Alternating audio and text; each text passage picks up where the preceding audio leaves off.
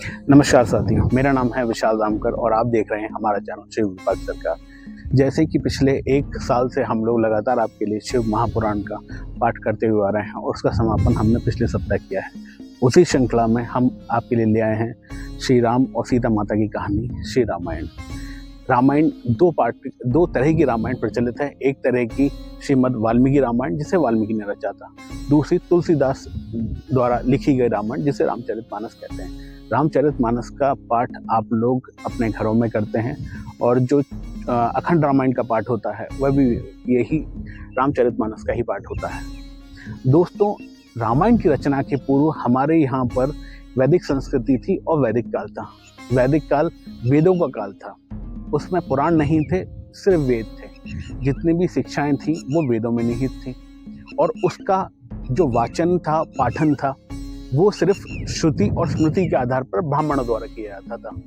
ऋग्वेद, सामवेद, अथर्ववेद और यजुर्वेद, इन सभी वेदों में निहित ज्ञान को श्रुति और स्मृति के आधार पर ब्राह्मणों द्वारा बोला जाता था और कंठस्थ किया जाता था। ये लिपिबद्ध नहीं थे क्योंकि उस समय लिपि का अभाव था। जब ये धर्मकांड होते थे उसका जो पूरा आयोजन था वो बड़ा महंगा होता था, इसलिए कुलीन वर्ग, राजा, व्यापारी, यही लोग इसका आयोजन करवा पाते थे। इसका मतलब हम लोग ये माने कि जो ब्राह्मणों द्वारा जो धार्मिक कर्मकांड किए जाते थे वो आम जनता से दूर थे। इस समय उसके ज्ञान और संदेश को लोगों तक पहुंचाना एक आवश्यक तत्व था और इसी समय एक आवश्यकता पड़ी ऐसी कुछ व्यवस्था की जिस व्यवस्था के चलते वेदों में निहित ज्ञान को, वेदों में निहित शिक्षा को आम जन तक आसानी से पहुंचाया जा सके। वो माध्यम थी कहानियां और इसी समय 2 ग्रंथ रामायण और महाभारत की रचना की गई। ऐसे धार्मिक ग्रंथ, ऐसी कहानियां जो जनता द्वारा बिना किसी विशेष प्रयोजन के, बिना हवन के, बिना यज्ञ के, बिना किसी कर्मकांड के घर में बोली जाती थी और उसे सुना जाता था। इन कहानियों ने वेदों में निहित शिक्षा और उसके उद्देश्य को और उसके संदेश को लोगों तक बिना किसी कर्मकांड के पहुंचाया और आखिरी समाज का आखिरी व्यक्ति सीधा ईश्वर से जुड़ सका। अब मैं आपको बताता हूं कि रामायण की पृष्ठभूमि कहां से शुरू हुई।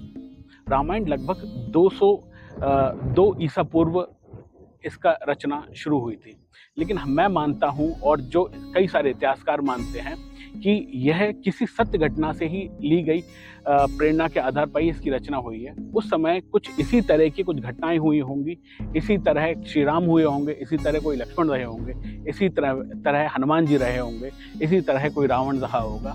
जब किसी राज्य में किसी एक राजा द्वारा अपनी मर्यादाओं को, अपने संकल्प को और अपने सच्चाई को, सत्य को लेकर जो आगे बढ़ा होगा और उसने एक राम राज्य की स्थापना की गई होगी, उसी राम राज्य को अभी वाल्मीकि जी ने रामायण में 24,000 श्लोकों में गढ़ा हुआ है। इसकी एक पौराणिक कथा और भी है।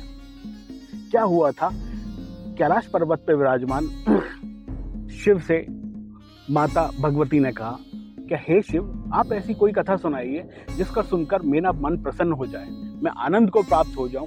ऐसी कथा जो लोगों के, जो व्यक्तियों को दुखों का निवारण करती हो, उनको दुख में सांत्वना देती हो और उनको पीड़ाओं से दूर करती हो। तो शिव जी ने श्री राम और सीता की कहानी रामायण उनको सुनाना शुरू किया। उसी समय वहां पर एक कौआ, काक भुषुंडी वहां पर उपस्थित था। काक भुषुंडी ने इस पूरी कथा को सुना और उनने ये वाली कथा जाकर नारद मुनि को सुनाई। नारद मुनि ने, चूंकि नारद मुनि का आना जाना देवलोक से पृथ्वीलोक तक था, तो नारद मुनि ने ये कथा वाल्मीकि को आकर सुनाई। वाल्मीकि ने इस कथा को सुनकर उसे एक अत्यंत सुंदर काव्य का रूप दिया और 24,000 श्लोकों में 24,000 श्लोकों को पिरोते हुए रामायण महाकाव्य की रचना की। और ये रामायण महाकाव्य आपके सामने एक धार्मिक ग्रंथ बन के उपस्थित हुआ। ये जो रामायण है, ये महाकाव्य था। इस महाकाव्य को रचना कर, ये महाकाव्य प्रथम महाकाव्य है और हमारे वाल्मीकि प्रथम आदि कवि कहलाए। ये पूरी रामायण 7 खंडों में विभाजित है, जिसे हम कांड कहते हैं। पहला बाल कांड, उसके बाद है अयोध्या कांड, उसके बाद है आरण्यक कांड, किष्किंधा कांड, सुंदर कांड, उसके बाद है युद्ध कांड और उत्तरकांड। इस सभी कांडों के बारे में और इसी सभी अध्याय को हम पढ़ेंगे, उसका आनंद लेंगे। मैं अपने मुंह से, मैं अपनी द्वारा आप तक इस रामायण को पहुंचाऊंगा। उसके लिए आप मेरे साथ बने रहिए। जय श्री राम। ओम नमः शिवाय।